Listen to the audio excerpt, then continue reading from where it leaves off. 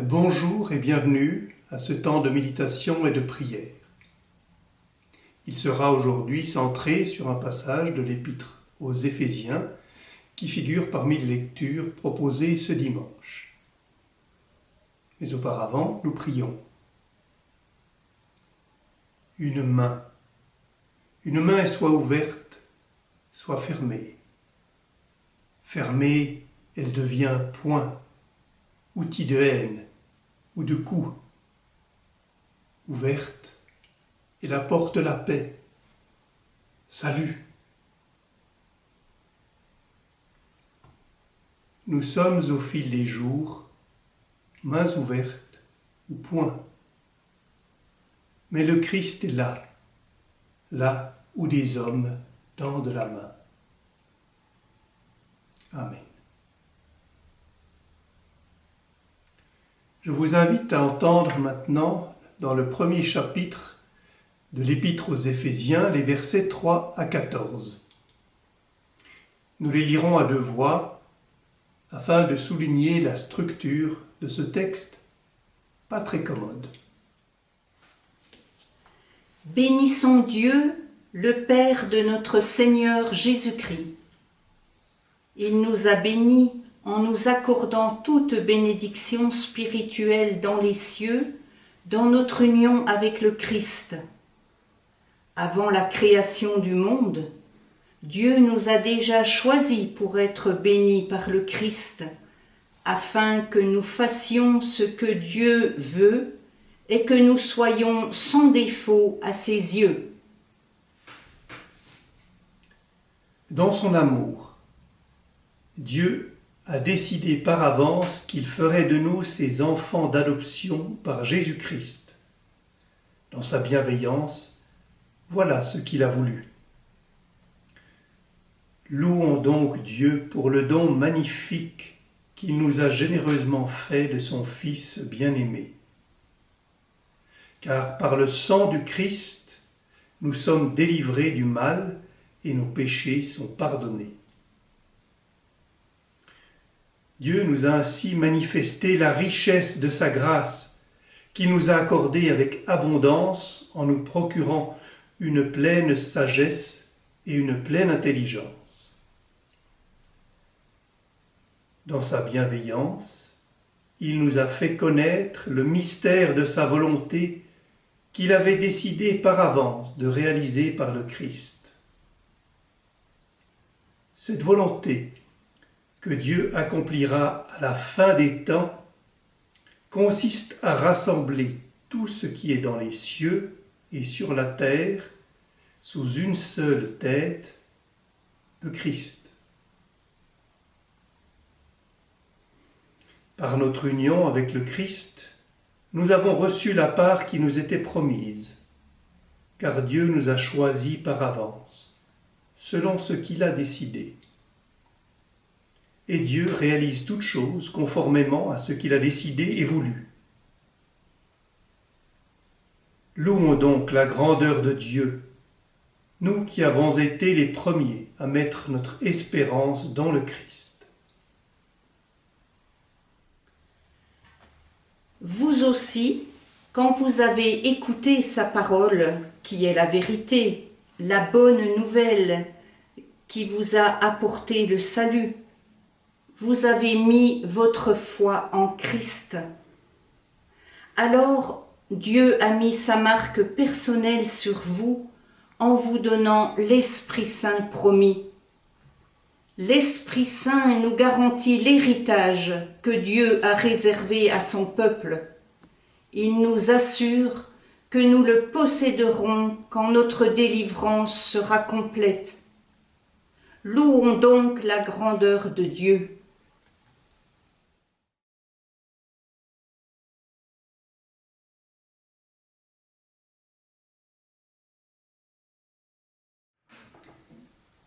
Diable, Paul ne nous ménage pas avec cette grande déclaration qui, sans prévenir, suit immédiatement l'ouverture de sa lettre. Je ne sais pas comment les Éphésiens ont réagi à la lecture de cette longue phrase, car dans le texte original en grec, Notre lecture du jour est constituée d'une seule phrase. Mais quant à nous, je pense que peu ont aisément suivi et mémorisé l'argumentaire paulinien. Donc rassurez-vous, nous allons reprendre tranquillement. D'abord, j'imagine que Paul est tellement heureux de partager avec ses amis à Éphèse ce qu'il a compris du grand dessein de Dieu que, transporté d'enthousiasme, il donne un résumé théologique condensé sous la forme d'une louange, d'une sorte d'hymne. Un résumé théologique sous forme d'hymne, rien d'étonnant qu'il soit difficile à suivre. Alors disséquons ce texte en commençant par les versets 3 à 4. Je cite : « Bénissons Dieu, le Père de notre Seigneur Jésus-Christ. Il nous a bénis en nous accordant toute bénédiction spirituelle dans les cieux, dans notre union avec le Christ. Avant la création du monde, Dieu nous a déjà choisis pour être à lui, par le Christ, afin que nous fassions ce que Dieu veut et que nous soyons saints et sans défaut à ses yeux. » On pourrait intituler cette partie « Béni soit le Père, source de toute bénédiction, qui nous a élus depuis la fondation du monde. » Paul dit qu'avant la création du monde, dans le chaos originel donc, Dieu nous désirait et nous aimait comme une mère ou un père rêve et aime des enfants à venir. Et aujourd'hui, nous sommes dans ce monde pour être les témoins actifs de la présence de Dieu. C'est assez exactement cela que signifie célébrer la grâce de sa gloire. Suit la deuxième partie, ce sont les versets 4 à 12, que l'on pourrait intituler « Béni soit le Fils Jésus-Christ qui nous révèle notre vocation d'enfant de Dieu. » J'ouvre les guillemets. « Dans son amour, Dieu a décidé par avance qu'il ferait de nous ses enfants d'adoption par Jésus-Christ. Dans sa bienveillance, voilà ce qu'il a voulu. » Fermez les guillemets.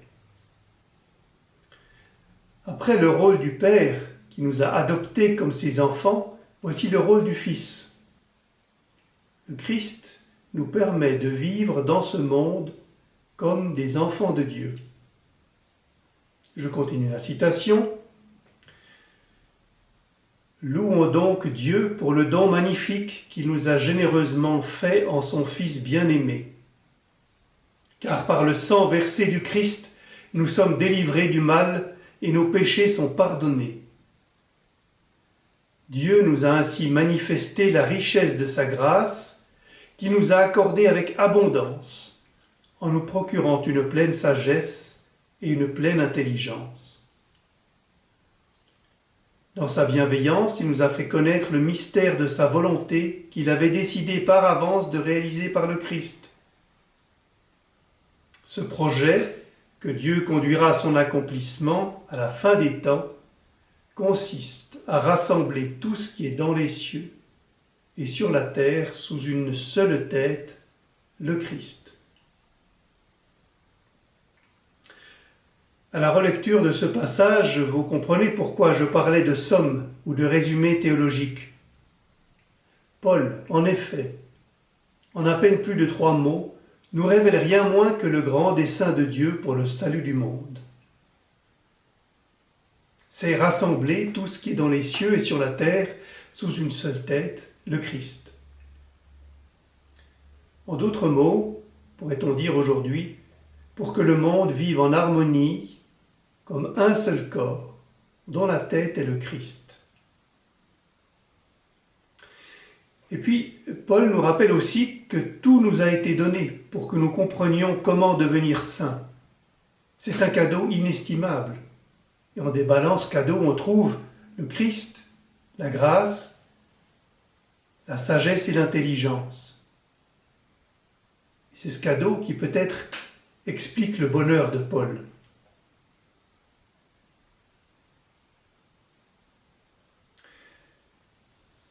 Enfin, la troisième partie, vous commencez à vous en douter peut-être, est consacrée à l'esprit. Je cite, « Alors Dieu a mis sa marque personnelle sur vous en vous donnant l'Esprit Saint promis. L'Esprit Saint nous garantit l'héritage que Dieu a réservé à son peuple. » Fin de citation. Dieu ne nous laisse pas seuls avec l'Évangile pour être saints et irrépréhensibles devant lui. Il nous a donné l'Esprit Saint. Celui-ci nous permet de rester dans la relation vraie au Père par le Fils. Voici pour l'explication et la compréhension de ce passage de la Bible. Maintenant, je voudrais vous suggérer comment il vibre particulièrement bien avec notre actualité de ce jour. D'abord, vous vous souvenez que nous sommes enfants de Dieu. Croire cela, eh bien, c'est reconnaître que nous sommes frères et sœurs. Notre idéal chrétien est donc un idéal de fraternité. Ensuite, nous sommes appelés par le Christ au regard bienveillant, à porter attention aux autres, et particulièrement aux cabossés du monde, aux rejetés. Nous sommes appelés à considérer le plus défavorisé du monde comme notre frère, à qui nous devons le respect complet. Notre idéal chrétien est donc aussi un idéal de solidarité et d'égalité. Enfin, nous n'avons pas un maître, mais un père.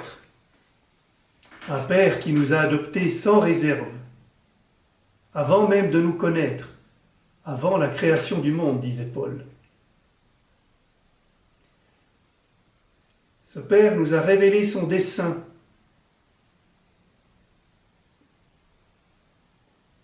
Et puis, nous avons été dotés de tout pour nous guider dans notre liberté en Dieu. En effet, cette liberté s'oppose à la contrainte de vivre selon un code de loi, fût-elle divine.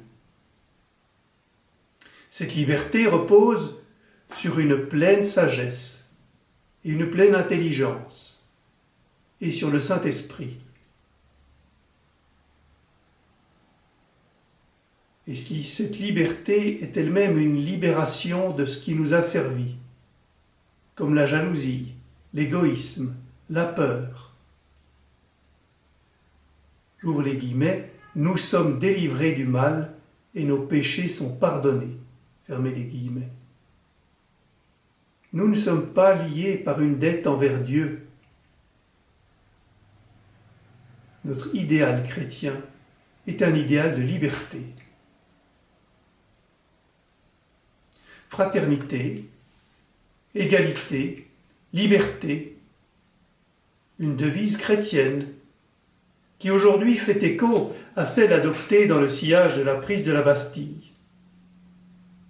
Évidemment, si on regarde les choses en détail, on s'aperçoit que les deux devises n'ont pas le même fond. Mais ces deux devises ternaires pointent dans la même direction.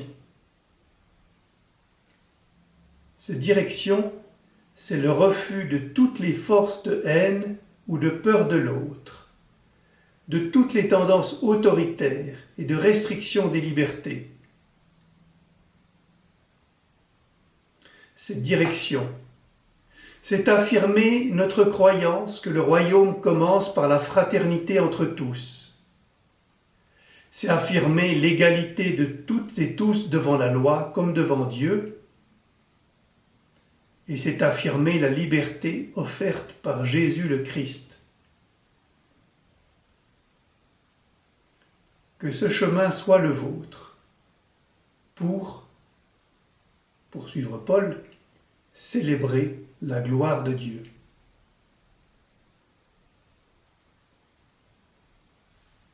Merci pour votre attention.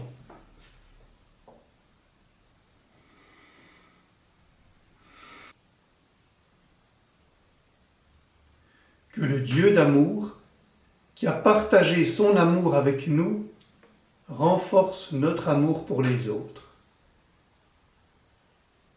Que le Fils, qui fit don de sa vie, nous fasse la grâce de partager notre vie avec les autres. Et que l'Esprit Saint demeurant en nous, nous accorde pouvoir et force d'être toujours là pour les autres. Amen. Et belle fête nationale pour toutes et tous.